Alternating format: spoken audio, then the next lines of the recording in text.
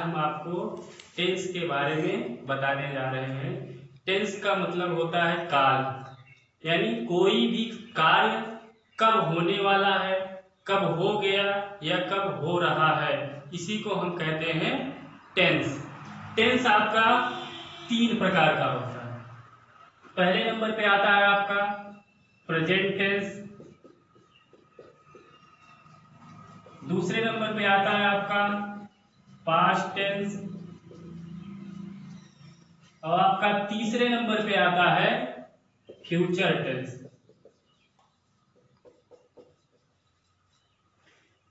Present का मतलब कोई भी काम अभी चल रहा है, वह या इसी को कहते हैं वर्तमान काल। पास्ट टेंस का मतलब होता है कि जो कार्य हो रहा है वो समाप्त हो चुका होता है, इसी को कहते हैं भूतकाल। और फ्यूचर टेंस का मतलब होता है कि जो कार्य होने वाला भी होगा, इसी को कहते हैं भविष्य काल।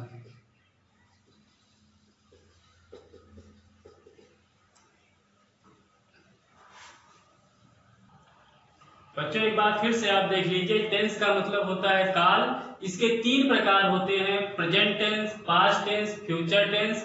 और प्रेजेंट टेंस का मतलब होता है वर्तमान काल, पास्ट टेंस का मतलब होता है भूतकाल और फ्यूचर टेंस का मतलब होता है भविष्य काल। अब हम आपको इन तीनों के अलग अलग प्रकार बताते हैं। एक टेंस का 4 प्रकार होता है। पहले नंबर पे आता है आपका प्रेजेंट इंडेफिनिट टेंस, दूसरे नंबर पे आता है आपका प्रेजेंट कंटीन्यूअस टेंस, तीसरे नंबर पे आता है प्रेजेंट परफेक्ट टेंस और चौथे नंबर पे आता है आपका प्रेजेंट परफेक्ट कंटीन्यूअस टेंस। तो पहले नंबर पे है आपका प्रेजेंट इंडेफिनिट टेंस, दूसरे नंबर पे आता है आपका प्रेजेंट कंटीन्यूअस टेंस, तीसरे नंबर पे आता है आपका प्रेजेंट परफेक्ट टेंस, चौथे नंबर पे आता है आपका प्रेजेंट परफेक्ट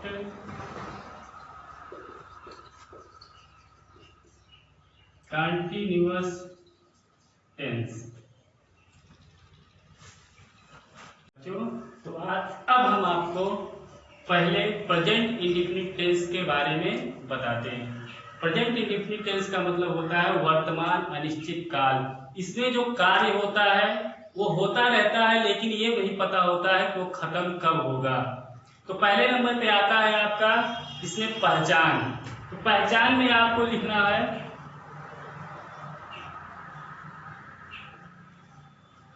पहचान में है आपका किसी भी वाक्य के अंत में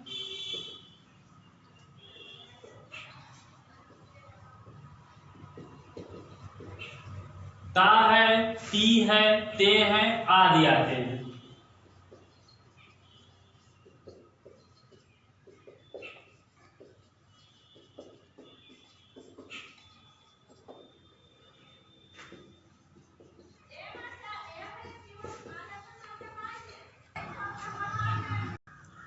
जैसे राम स्कूल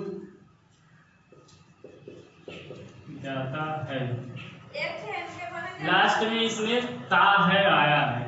इसका मतलब ये है कि ये वाक्य आपका प्रेजेंट इंडेफिनिट टेंस का है। अब नियम में है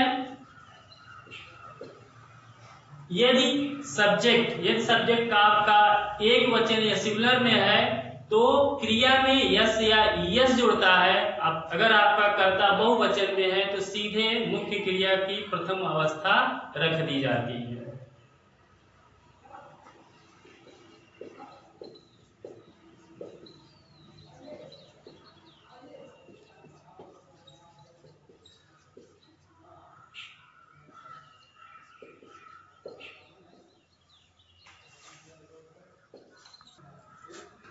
क्रिया में यस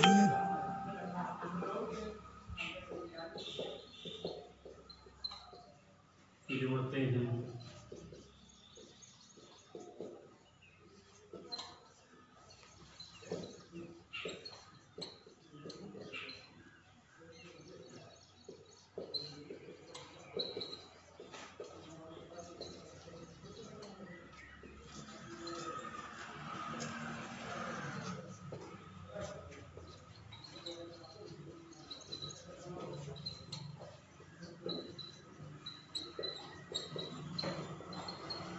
बड़ी परेशानी भाई।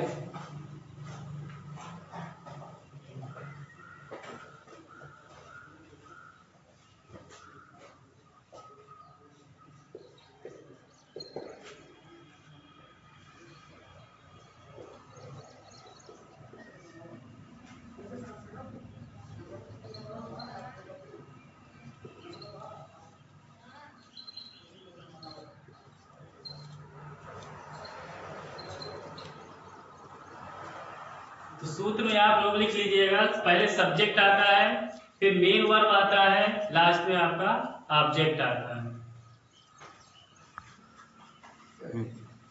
तो सूत्र में आपका लिखा गया पहले सब्जेक्ट है, फिर मेन वर्ब है, लास्ट में ऑब्जेक्ट है। तो हम कुछ हिंदी के वाक्य लेते हैं जिसका ट्रांसलेशन हम इंग्लिश में करते हैं। जैसे पहला है आपका राम स्कूल जाता है, तो सबसे पहले आपका क्या आएगा? सब्जेक्ट। तो सब्जेक्ट का मतलब होता है जो कार्य करता है, जो काम करने वाला होता है वही क्या है? सब्जेक्ट यानी करता है। तो काम करने वाला यहाँ पे राम है, तो सबसे पहले राम आएगा। चूंकि राम सिंगुलर है, एक वचन है, इसलिए जो क्रिया आएगी उसमें यस या ईएस जुड़ेगा। तो क्रिया आपका जो काम हो रहा होता है वही आपका क्रिया है। तो यहाँ पे काम जाने का काम हो रहा है, इसलिए जाने की इंग्लिश आपका यहाँ पे गो आएगा। लेकिन क्योंकि राम एक वचन है इसलिए यहाँ पे ईएस आपका जुड़ जाएगा। लास्ट में आपका है ऑब्जेक्ट स्कूल, तो यहाँ पे हो जाएगा टू स्कूल। एक वाक्य और लेते हैं।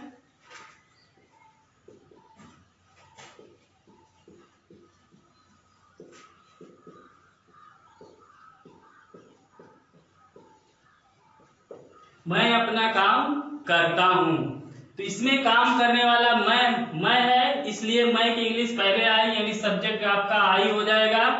यहाँ पे क्रिया आपका करना है, करना की इंग्लिश होता है डू।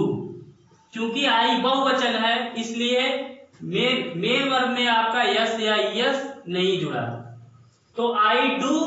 अब यहाँ है अपना काम। अपना काम के लिए आई के साथ अपना के लिए माई आता है, इसलिए हो जाएगा my work. I do my work. तो अब आप लोग कुछ वाक्य लिख लीजिए जिसका ट्रांसलेशन आप लोग घर पे करिएगा। आप लोग ये पांचों वाक्य घर पर करिएगा। हम आपको अगली कक्षा में इसका निगेटिव और इंट्रोगेटिव बताएंगे। तो पहला वाक्य है आपका मोर जंगल में नाचता है। दूसरा वाक्य है बच्चे कक्षा में शोर मचाते हैं। तीसरा वाक्य है आपका श्याम छत पर पतंग उड़ाता है। चौथा वाक्य है तुम्हारे पिताजी कानपुर जाते हैं। पांचवा वाक्य है चिड़िया आकाश में उड़ती है। तो आप लोग ये घर पे करिएगा, हम अगली क्लास में आपको आगे बताएंगे।